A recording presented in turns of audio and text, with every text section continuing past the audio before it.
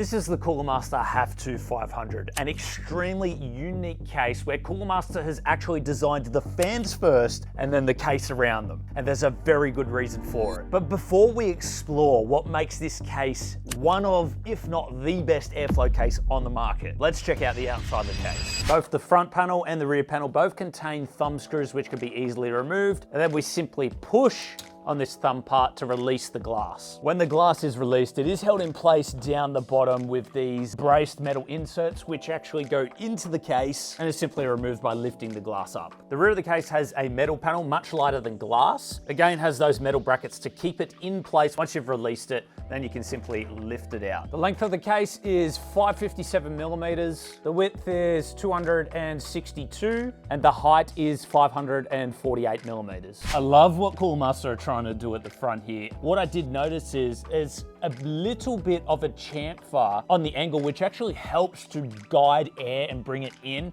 They're trying to make the path of air as least resistance as possible, trying to make it nice and open for those two 220 millimeter fans to do their job. And you can see the whole panel is completely open. And with so much air being pulled through there, they have included a huge dust filter, which honestly I think is going to be needed. But this type of design just opens up the whole case to receive as much air as possible. When cases start adding in meshes with all these small holes, it starts to provide a resistance to the airflow. And so having it this open guarantees that you can let as much air in as possible without creating any resistance. So I'm thinking that when we put some high-end components in here, they should be getting fed a great amount of air and kept nice and cool. This front panel is magnetized on. The magnets are located up the top, so I found the easiest way to remove this is to just grab the middle, pull, and then it comes off. It's good to see that that chamfered edge is built around the whole case. And our front I/O looks fairly standard. We have our USB Type-C, two USB Type-A's, our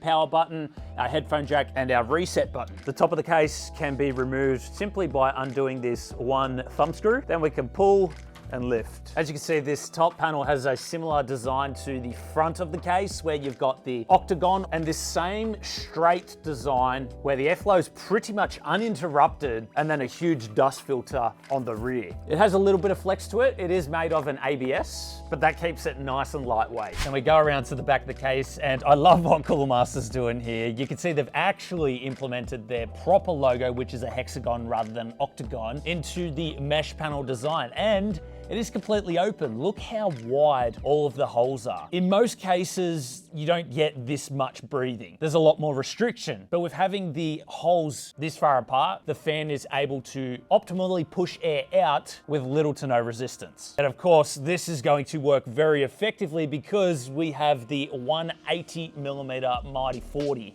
installed. Now, there are no other fan options available for this case. So like you could just go grab a 120 or a 140 millimeter fan and install it there. However, I do see a lot of workarounds with this case because of these large cutouts. I could quite easily 3D print or make some sort of acrylic piece that makes this adaptable to a 120 or a 140 millimeter fan, or even a radiator if you wanted to do water cooling. However, as a standard layout without doing any custom work, 180 millimeter fans is all you're going to be able to use there. But it comes with it anyway. I mean, even the PCIe brackets have the Cooler Master logo built into it. It's pretty cool. I like what they're doing. And below is fairly standard. You have 1, 2, 3, 4 rubberized case feet with a nice mesh power supply filter and the Cooler Master logo again in the panel details. Coming to the rear of the case, it looks like behind the motherboard panel, we don't have a huge amount of space for cable management. That is because the fans are taking up most of the width of the case, and if you were to add some extra depth on this case, well, it's going to be one chunky case. But that's okay because there still is plenty of room to work with. We have around 10 to 15 mil to work with, which should be fine, with plenty of cable tie down points around the outside, around this side as well. And then we also have a tray right here which can open with 2 thumb screws, and that allows us to hide a lot of our cables coming to and from the motherboard. Up the top of the case, we also have a built-in ARGB and fan controller for a total of 6 fans or 6 ARGB devices, which actually works out well for this case because if you got 2 fans at the front, 1 at the rear, and 3 up the top, that's a total of 6 anyway. Plus, none of these fans have built-in ARGB. But what this case does not lack is cable room down the bottom. Now, if you've got a bunch of cables coming out from your motherboard behind this tray, well, you're likely to go down and then in the bottom anyway, so you're not going to have many cables running around the outside, which is why really you don't need too much room. I mean, yeah, we'll have a CPU power cable coming around here. We'll have a bit of the IO cables coming in and around, some fan cables, but apart from that, there's not too much more. Down below, you can see how big this gap is. You can fit 3.5 inch drives or 6 2.5 inch drives. So there's a total of 3 cages inside. We can't add another one on here because we have the GPU air duct guide, which comes down and would collide with it. And of course, with the hard drive cages installed, that would also mess with the power supply's length compatibility, but there still is plenty of room to work with. Now, if you're looking at this end, you'll see that the GPU air duct guide is coming down, but you'll see it won't take up all of the fan. This is to still allow for a lot of fresh air to come in, cool those hard drives, cool the power supply, while still feeding the GPU plenty of air. The drives can also be rotated into a north-south orientation or rotated into an east-west orientation. Just keep in mind, if you do it this way, you can only use 2 at a time rather than all 3. When we have all 3 installed, this gives us around 210 millimeters worth of power supply clearance. So to give you guys an idea of the type of power supply that would fit in here, I have the MWE Gold 1250 watt V2 from Cooler Master. This one is 180 millimeters in length, and so when we put this in place, you guys will see that we do not have a lot of cable room. You could probably get away with keeping the hard drive cages in there and having the cables just fit. However, I would feel more comfortable either removing one set of these hard drive cages to create so much more cable room here, or just removing them all completely because I'm not going to use hard drives or SSDs anyway. Moving around to the front, this panel here can actually be fully removed by releasing this one screw. And by taking off this panel, it gives us access to underneath the power supply shroud. But when I look at it, I also think, hey, there's plenty of opportunities here to mount screens or any other type of accessories that Cooler Master could come up with. Plus, of course, lots of customization options if you're confident enough to do so. The top of the power supply shroud also has a little bit of venting for better breathability for the power supply and the hard drives internally. And then we've got this grommet hole here, which is perfect for the GPU power cables to come up and in. And this right here is that GPU airflow ramp that I was telling you guys about that directs air directly into the GPU. It is simply magnetized in place. I love this idea of the airflow ramp because when I saw this at Computex and we got to put the smoke through the machine, it worked really well. So I can't wait to test this with a higher end GPU later on in the video. These fans really are the focus of this case. The mighty 40 millimeter thick fans at 220 millimeters. Because they are so massive, they are able to generate a lot of air pressure and a lot of airflow at quieter speeds. You really do not have to operate them at their max RPM to generate all of that airflow. And they're also made of LCP, which means that the blades do not warp as easy as your regular fans. That reduces a lot of noise, increases airflow, and because LCP is a heavier material than your general plastic, Cooler Master have a stronger motor and have done tests to make sure this is structurally sound. LCP can also go closer to the frame, which reduces turbulence and air leakage and increases the blade size, meaning you get way more airflow, quieter noise, and better performance. While this case does come with the two 220 millimeter fans, I can see that we have support for their master rail system. I did not have one included with the case itself, so it looks like this would be a separate purchase that could be installed if you did plan on doing any type of water cooling, or you actually wanted either 3 120 or 140 millimeter fans, or you could actually have up to a 360 by 180 millimeter radiator. But of course, those types of radiators are hard to find on the market. So if you can find one, it is certainly doable. Otherwise, your traditional 360 millimeter radiator can be installed with the master rail system. But honestly, if it was me, I would stick with this case's traditional layout. It's built and designed around these fans. Its purpose is for airflow. It's not necessarily a water cooling case, however, it can be done. Some things to keep in mind with radiator compatibility. You have a total of 58 millimeters before you need to remove the GPU air duct. Then of course that opens us up to a lot more room.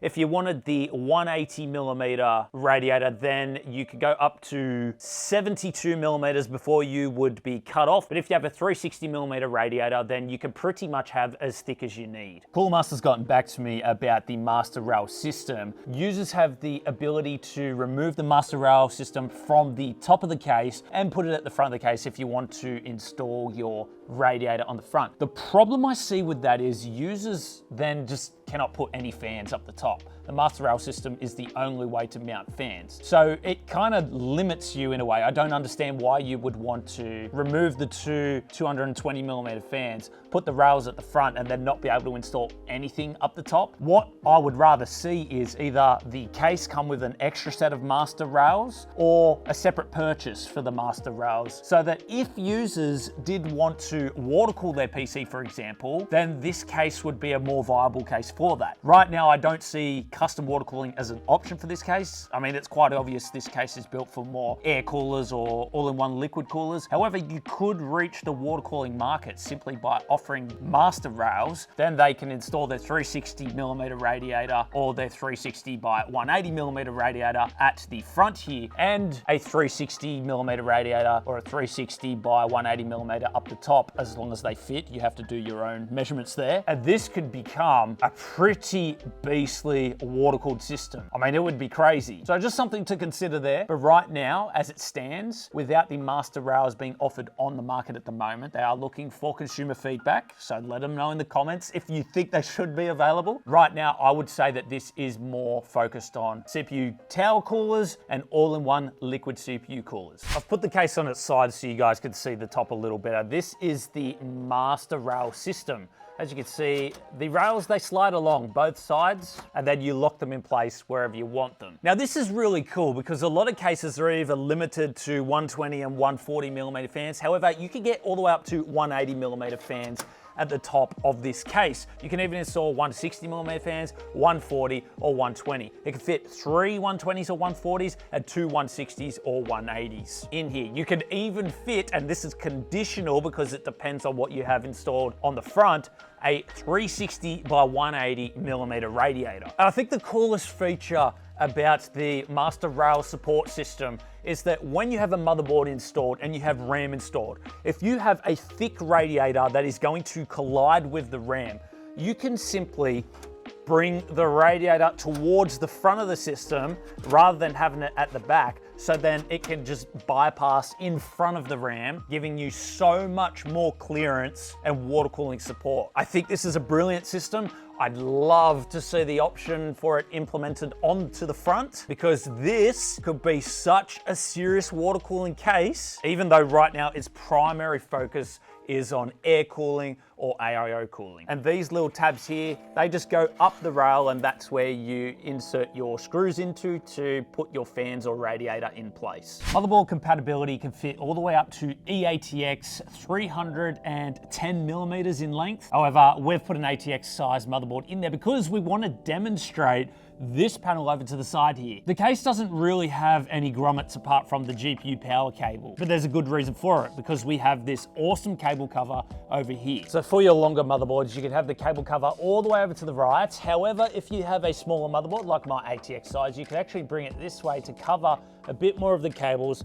Then you'd push it down and lock it in place up the top. We've also got a built-in GPU support bracket with a screw here to loosen to go up and down, or you could swivel it like so. And included in the accessories is a second one if you plan on running 2 GPUs. I really love how Cooler Master has implemented these slits through here, because if this was a full piece, the air would pretty much get pushed out and bypass the RAM over to the side here. But because these slits are in there, it directs air directly into the RAM and keeps them cool. So Cooler Master has really put in some thought with this case. As far as GPU compatibility is concerned, you can fit any single chonker in this case all the way up to 430 millimeters in length. And then we'll put the anti-sag bracket in place, lift the GPU a little bit. and let it sit on that. Well, the system's up and running, and I want to see how well this case and these fans can cool the GPU. I'm going to run Furmark for 10 minutes with the fans installed and working, and then I'm going to unplug them, run it again, and see how much of a difference those 3 massive fans make to cooling the GPU. All right, so we've been running this for 10 minutes, and it looks like our GPU has flatlined and achieved a max of 63 degrees Celsius. That is absolutely incredible for this machine. I've never actually seen a GPU flatline at 63 degrees on air in Furmark, because this program pushes the GPU like crazy. Insane. So let's turn the fans off and give it a try. All right, so we're at 10 minutes with no fans spinning, and as you can see here, we are at a max of 74 degrees, and it has not flatlined yet. We are still going up. That is 11 degrees improvement with the fans on. Incredible. Okay, now it's time to run the same tests with the fans operating and with them not operating for the CPU. I'm running Cinebench 2026. Right now the fans are not operating, so we'll see how well it does after a 10-minute run. And as we come to a close here, after 10 minutes with the fans off, you can see that we have our cores in the 80s and in the 70s. We have one core at 66, but mainly in the 70s and 80s. So we'll go ahead, we'll turn the system off, we'll plug the fans back in, and we'll see if we get any better results. So it's been 10 minutes. You guys can see that the cores are way cooler. These fans make an incredible difference to the CPU as well. I'm talking up to 7 degrees on a core. Some are around 3 degrees, some are around 5 degrees. Honestly, truly incredible how much these fans are doing. Guys, this case has been incredible. The build process, super simple, yet very effective. The customization, the cooling potential, and the amount of airflow that this case can generate. It's phenomenal. This has to be probably the best airflow case I've ever reviewed, but I don't think it'll do it justice without actually visually showing you the airflow. Watch the smoke as it travels through. This is insane.